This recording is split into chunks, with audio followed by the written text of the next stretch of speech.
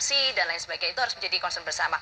Nah, ini kita beralih ya ke informasi lainnya, di mana sudah 1 pekan pemirsa, Siti Raisa Miranda atau Echa si putri tidur kembali terbaring.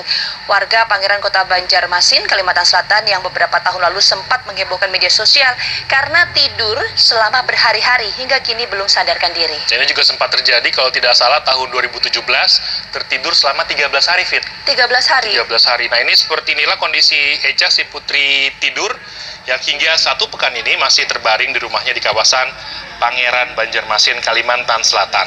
Selama 1 pekan ini pihak keluarga selalu merawat Echa yang sedang tidur berhari-hari dengan posisi tidur lelap.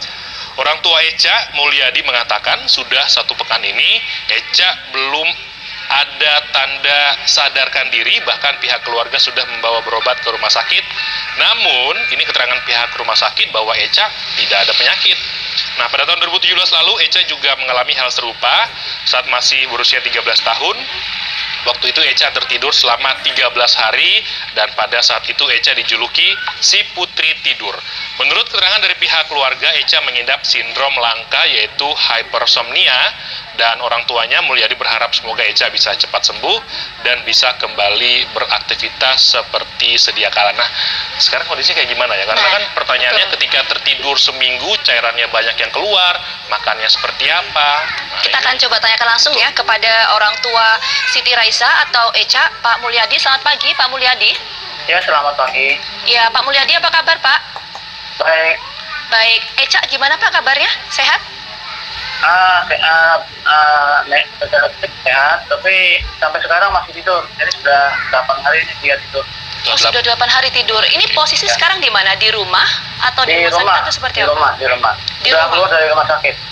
Oke. Awal ketika Echa tertidur ini bagaimana Pak ceritanya sampai ada peristiwakah sebelumnya?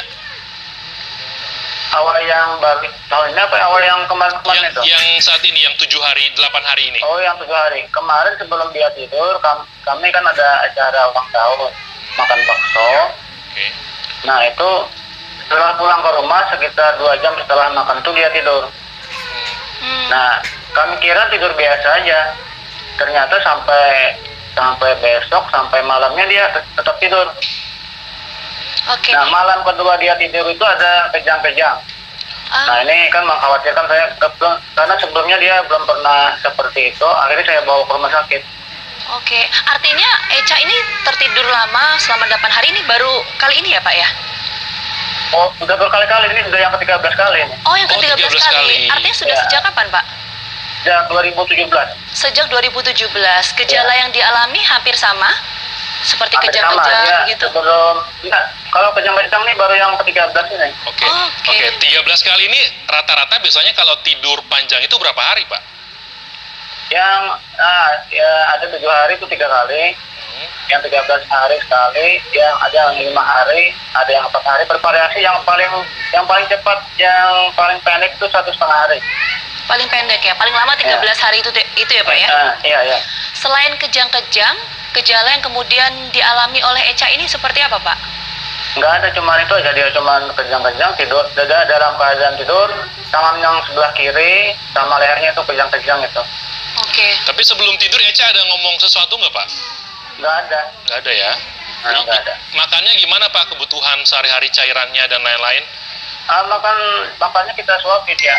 Tapi kita bangunkan dalam posisi duduk. Dalam posisi duduk? Tapi makan dan minumnya ya masih dalam kondisi tidur dia.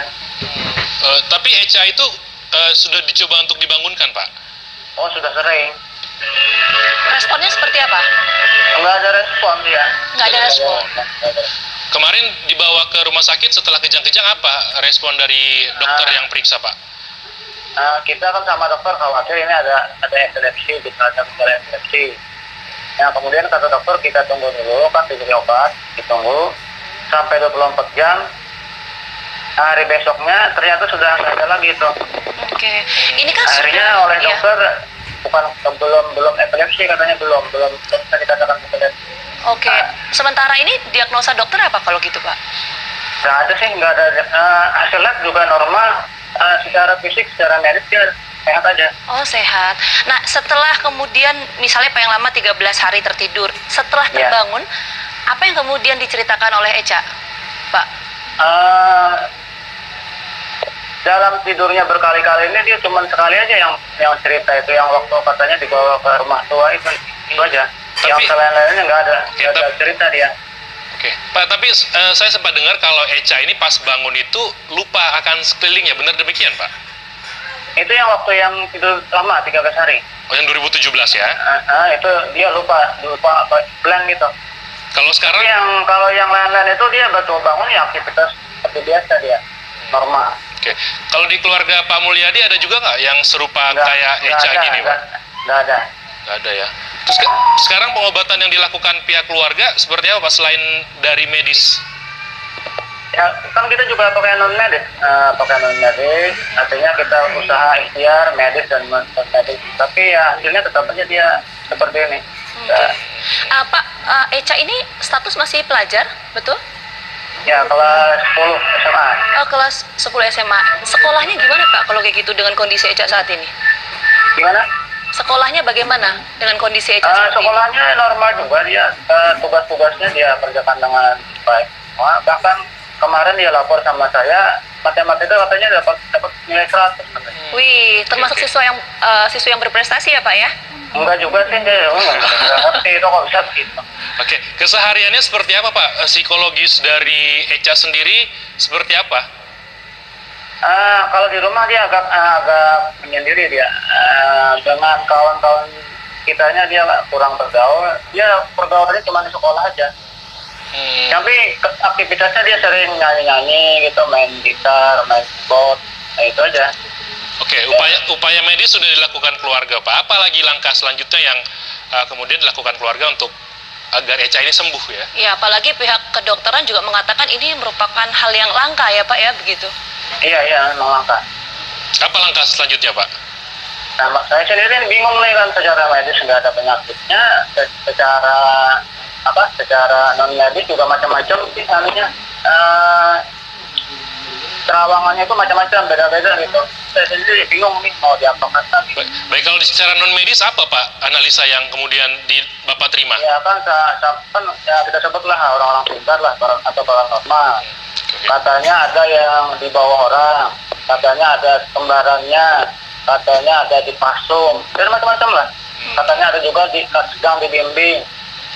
Ya macam-macam. Cuma semua itu nggak bisa menyembuhkan penyakit dia.